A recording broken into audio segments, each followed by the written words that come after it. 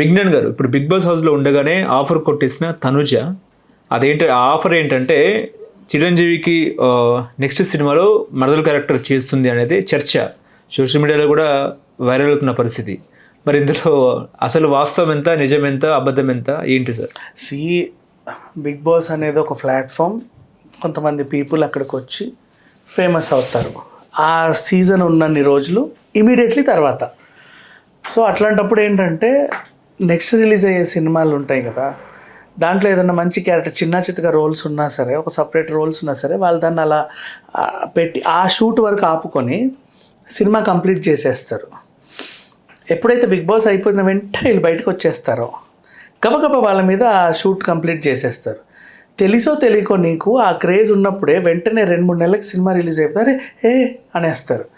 ఈమె big boss వచ్చాక చేసిందా, ముందే మరి ఇంత పెద్ద సినిమాలు ఇంత పెద్ద రోల్ భలే చేసిందే అంటారు. అలాగే మోనాల్ గజ్జర్ బయటికి రాగానే ఒక సాంగ్ చేసింది, ఐటమ్ సాంగ్, వెంటనే 6 రోజుల్లో గబగబా షూట్ అయిపోయింది. సో అట్లా ఉంటాయి కొన్నిసార్లు. అంటే వాళ్ళకున్న ఫేమ్ సినిమాకి కూడా ఉపయోగపడుద్ది, ఆ సినిమా వీళ్ళకి ఉపయోగపడుద్ది, ఆ పెద్ద సినిమా కాబట్టి. తర్వాత కొన్ని రోల్స్లో వాళ్ళు వెళ్ళిపోతూ ఉంటారు.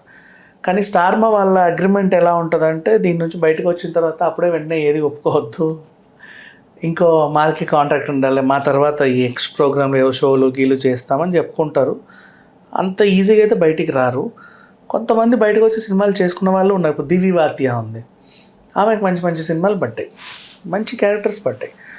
అండ్ ఇంకొంతమంది ఎవరున్నారు, సోహెల్ మన హీరోగా కొన్ని రోజులు నిలదొక్కున్నాడు.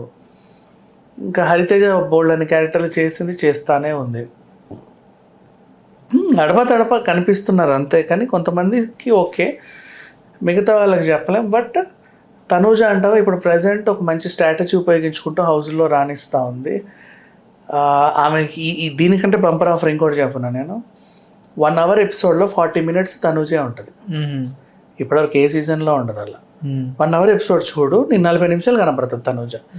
అట్ట కనిపిస్తుంది. మరి మిగతా వాళ్ళందరూ నువ్వు కవర్ చేయకుండా ఎట్లా ఎలిమినేట్ చేసి పంపిస్తావు? నీకు ఆమెను విన్నర్ చేయాలంటే చేసుకో, ఆమెనే చూపిస్తాడు. తనేమో ఎప్పుడు ఫేకో ఎప్పుడు ఏంటో అర్థం కాదు, కావాలని అందరితో బాండింగ్స్ పెట్టుకొని లాస్ట్ మూమెంట్లో వాళ్ళకి హ్యాండ్ ఇస్తుంది.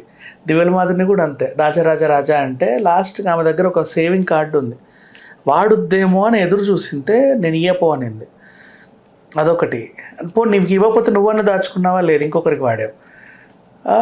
నెక్స్ట్ ఆ తర్వాత భరణితో స్టార్టింగ్లో మంచి రిలేషన్లో ఉన్నా, ఇప్పుడు లేదు. ఎందుకంటే భరణి ఎలిమినేట్ అయినప్పుడు ఆమెకు అర్థమైంది, ఈయనకు ఫ్యాన్ బేస్ లేకపోతే నేను కదా ఎలిమినేట్ అవుతారు.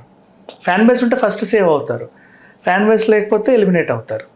సో బయట ఈయనకు అన్ని ఓట్లు పడట్లేదు, ఈయనతో మనకు అవసరం లేదు అనుకుంది. పోనీ ఫిజికల్ టాస్క్లను ఉపయోగపడొచ్చుగా అప్పుడప్పుడు.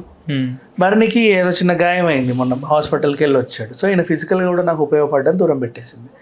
ఇమాన్యుయల్ని అటాక్ చేస్తే ఆ అబ్బాయి లాక్ చేశాడు ఈమెని. లాక్ చేస్తే వీడికి ఇంత తెలివి ఉందా అని చెప్పి సాయంత్రం మళ్ళీ వెళ్ళి వాడితో బాండింగ్కి ట్రై చేసింది. రాము రాథోడ్ అయితే ఇంకా ఆమెకి ఒక దాసే, మొన్న బట్టలు కూడా ఉతికాడు. సో అట్లా అందరినీ, అంటే ఎవరైనా స్ట్రాంగ్గా ఉన్నారంటే ఎమోషనల్ కనెక్ట్ అవుతుంది.